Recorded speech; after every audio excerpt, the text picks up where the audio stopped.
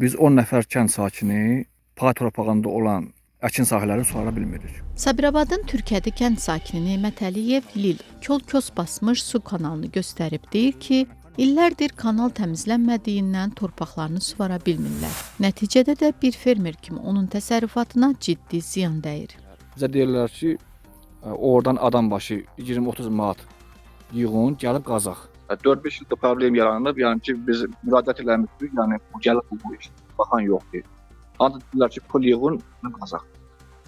Ki, biz il ərzində pul verdik də, yəni baxın qapılmasına.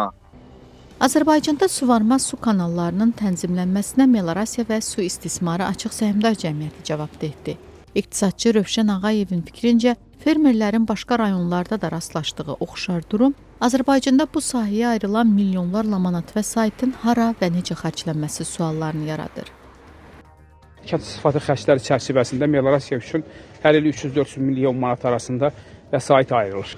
Amma biz yalnız məbləğini ümumi şəkildə görə bilirik, detallarını görə bilmirik. Yəni hansı layihələrə, hansı işlərə xərclənir. Amma bununla da bitmir. Əlavə olaraq büdcənin ehtiyat fondlarından investisiya xərcləri çərçivəsində ayrıca olaraq Melorasiya üçün vəsait ayrılır. Amma çox təəssüflər olsun ki, fermerlər təsərrüfat daxili kanalları məcbur olub təmizlənməsinə, təmirinə özləri vəsait toplayıb xərcləyirlər.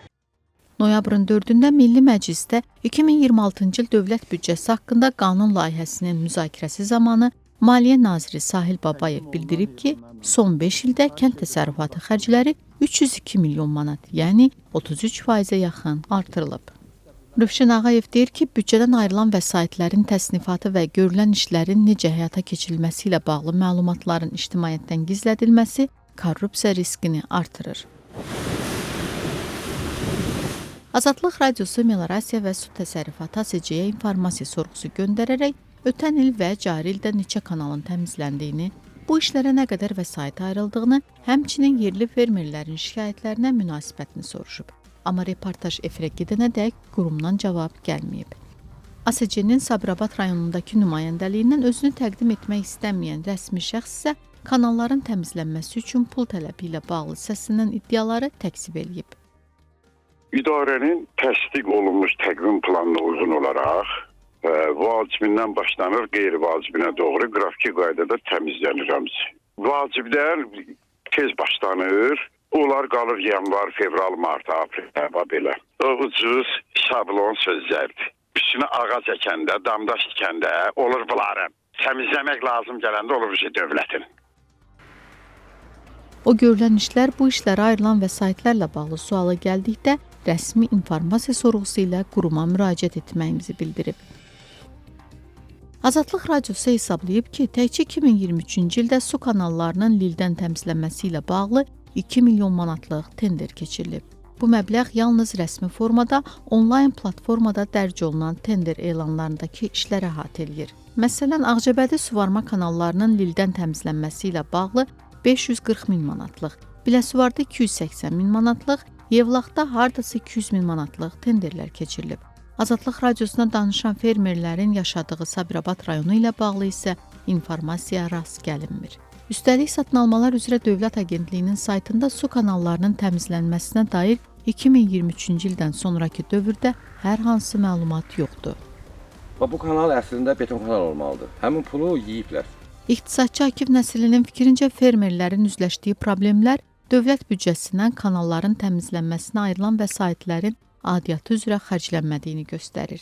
Azərbaycanda büdcə vəsaitləri digər sahədə necə talan olunursa, burada da həmin qayda ilə, həmin o ayrılan vəsaitlərin mən açığını deyim ki, əksər hissəsi heç həmin idarələrə, bəlkə də idarələrin əlinə çatmır. Yəni, oradan atqat götürürlər. Nəticədə də ayrılan vəsait təyinatı üzrə xərclənmir, fermerlər əziyyət çəkir. Suvarma problemlidir onsuz da.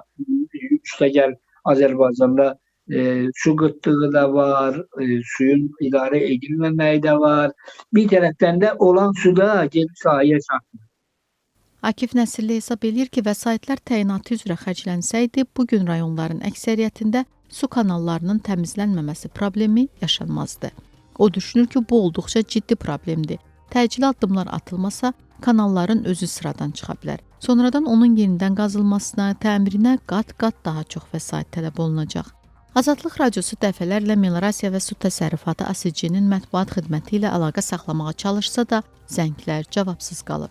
Və kanal bu üzdadır. Bu təmiz dolub. Mən sizə o lili göstərə bilmirəm, ona görə qalmış kol-kos basıb, lil görsənmir. Fermer Neymət Əliyev isə deyir ki, o özü də bütün aidiyyatı qurumlara ard-arda müraciətlər edib. Qaynar xəttə şikayət edib, amma bir nəticəsi olmayıb. O ümid edir ki, onun kimi sadə kəndlilərin də harayına hay verən tapılacaq. Baxın, kanal bunun altındadır.